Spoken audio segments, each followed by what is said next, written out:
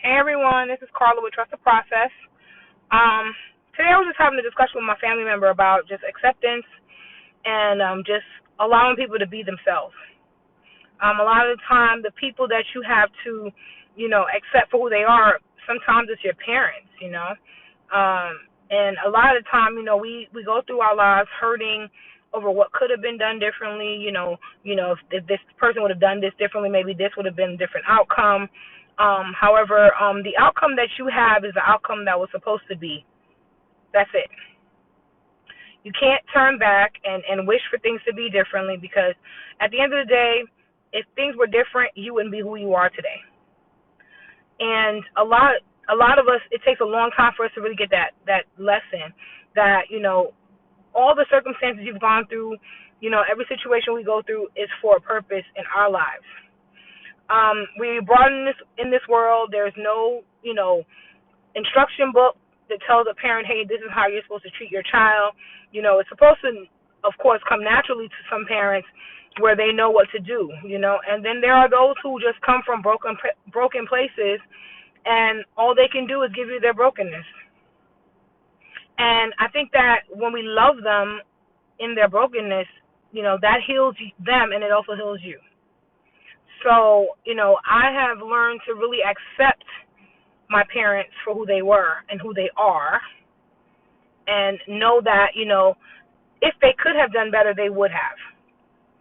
And I think that comes from a place where, because I'm doing it with my children, I'm in a great place with my children. And so the things that I learned from the experiences that I went through as a child and as a young adult have molded me into a great parent towards my children. I'm loving. I'm very affectionate to my babies, and it just gives me. And I'm very open. I'm very open with communication with them, because I want them to always feel comfortable to come to me with whatever the request is, whatever the question is. Never to feel like there's a restraint there. And that's why I always, tell them that there's open communication in our household. So there's no question that they're not able to ask me. If I don't have the answer, we'll find it together. And so I think from the not having, the normal, what people think normal is, family unit, which is mother and father raising your child, while I was growing up, what it did for me is it actually taught me that even after losing my husband, that, I was still, responsible to be a mom.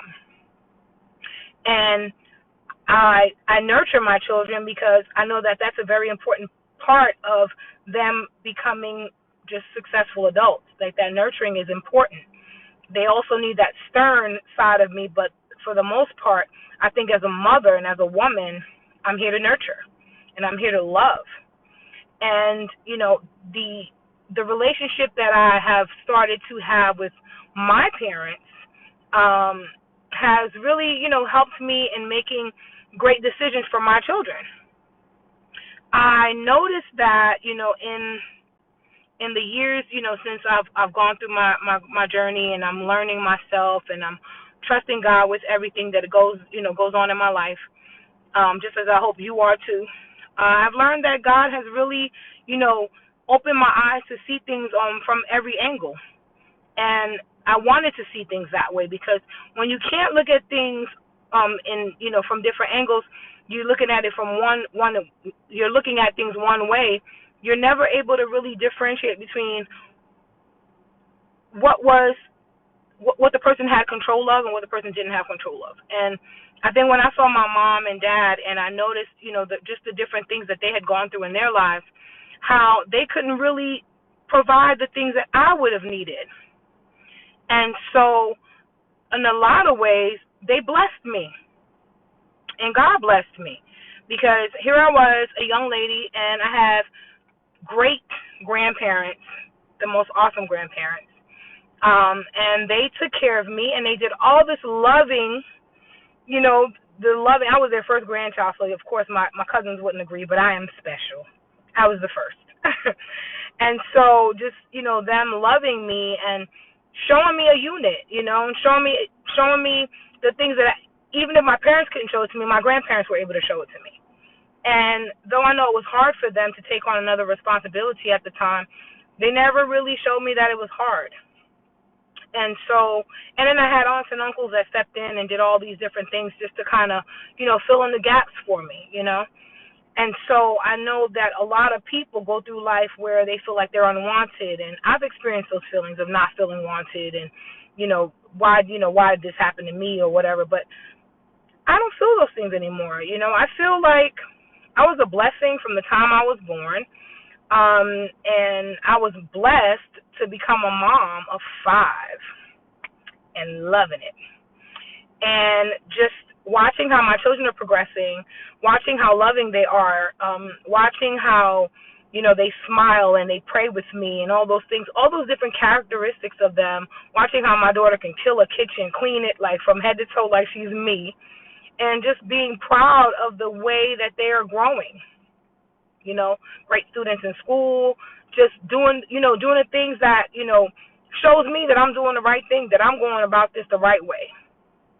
So, I think one of the messages I wanted to get out today was like, if any parent, is feeling like discouraged right now or about your parenting, whatever it is, if your child is, giving you, some kind of issues where you feel like you don't have any control over it or you can't fix it, I mean, trust God.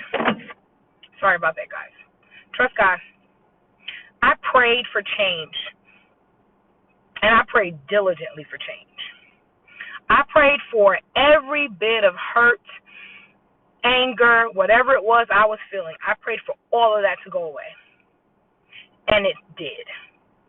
And when that kind of a transformation happens in your life and you see the difference in yourself and you see the difference in your children, you see the energy level in your home just, shift and change, like all those things show you that God is who he says he is. And he is here for you. It's free. All you have to do is ask, it's free. And I'm telling you, the forgiveness that's in my heart right now, for anybody, for everybody, the love that comes out of me for any and everybody is beyond me. I couldn't even take credit for that because I remember the hurt person. I remember the person that was very angry and resentful. I remember that person. And I will not be going back to that person because this place here feels so much better. And I know sometimes, the messages, seem to be like, repetitive to you, but it's because I want you to know that the more you trust this process in your life, the more you open your mind to God, the more you open your heart to God, the more you, just trust him to do the work within you, he's going to help you. He's going to help you do the work within you.